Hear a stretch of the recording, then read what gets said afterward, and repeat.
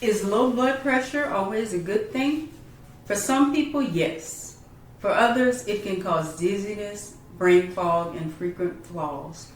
I'll show you today when low blood pressure is okay, when it's not, and the simple safeguards and treatments that help you thrive.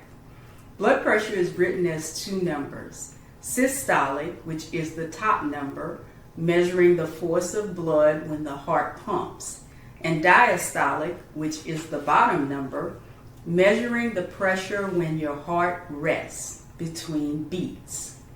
In general, hypotension means readings below 90/60. Plenty of folks live in that range and feel fine, but numbers plus symptoms are what matters. The 4 common levels or patterns of low blood pressure are: number 1, quietly low without symptoms. You feel fine even if your blood pressure is under 90/60. This usually requires no treatment. Routine monitoring and healthy habits are recommended.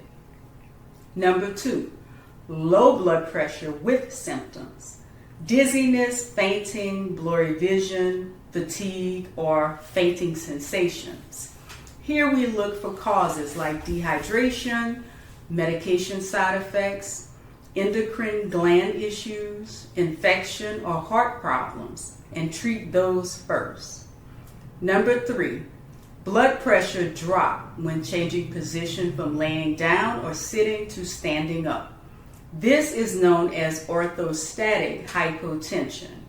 There is usually a drop more than 20 points in the systolic or the top reading, or a drop of more than 10 points in the diastolic or the lower reading within 3 minutes of standing.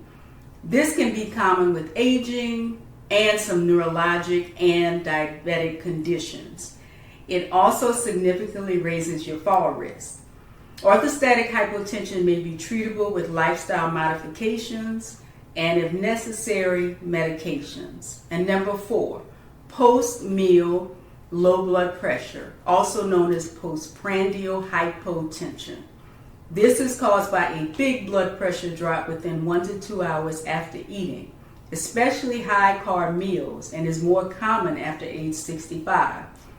Smaller, low-carb meals and a glass of water before eating are often recommended for this condition.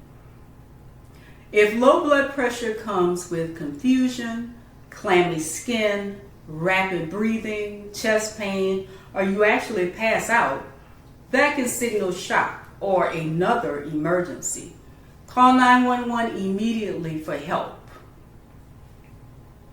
Low blood pressure can come from dehydration, blood loss, infections, medication side effects like diuretics, beta blockers, alpha blockers, nitrates, some Parkinson's medications, and some antidepressants. Heart rhythm issue, pregnancy, endocrine problems like thyroid or adrenal disorders. That's why a proper evaluation matters. Some do-it-yourself safety checks at home include having a blood pressure monitor is a good way to keep track of changes in your blood pressure numbers. If you are not able to check your own blood pressure, then ask a family member, friend, or neighbor to help.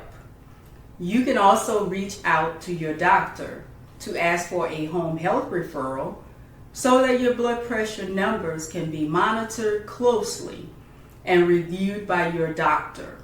Lifestyle safeguards that are evidence-based and prescribed by your healthcare clinician include: number 1, restriction of fluid and salts if your clinician says it's safe. Many with orthostatic hypotension feel better aiming at 1.5 to 2 liters of water a day and a daily higher salt intake. Avoid if you have heart failure, kidney disease, or need salt restriction. Number 2, small lower carb meals. Consider 12 to 16 ounces of water before meals. Coffee or tea before breakfast and lunch may also help post-meal dips. And also a gentle 10-minute walk after eating can also help. Number 3, avoid triggers like hot showers, saunas, heavy alcohol, or standing still for long periods. Number 4, compression, either knee-high or waist-high stockings, or in some case an abdominal binder, can reduce blood pooling. Ask your clinician before starting any of these. And number 5, slow positional changes, especially from laying down to sitting up, then from sitting up to standing, can reduce symptoms that can cause increase in your fall risk. And number 6, medication review. Ask your clinician if timing changes will help, like moving your blood pressure meds from morning to evening, or even a dose adjustment that could ease your symptoms. Some medications are prescribed for symptomatic low blood pressure. These medicines must be discussed with you and your family member, as well as your doctor before starting. The risk versus benefits will need to be carefully weighed by your physician. And lastly, how to thrive with hypotension. Maintain a direct line of communication between your physician.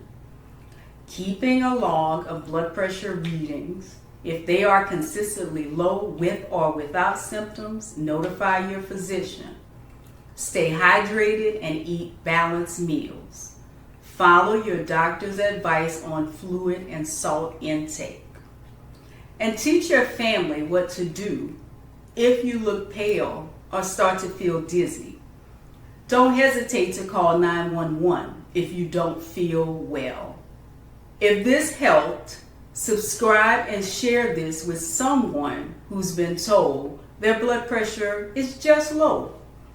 Click the link in the description to grab your free hypotension checklist.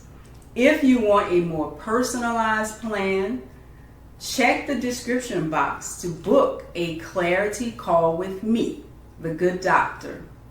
Until next time, stay informed, stay well, and communicate with your family and your doctor about your blood pressure concerns.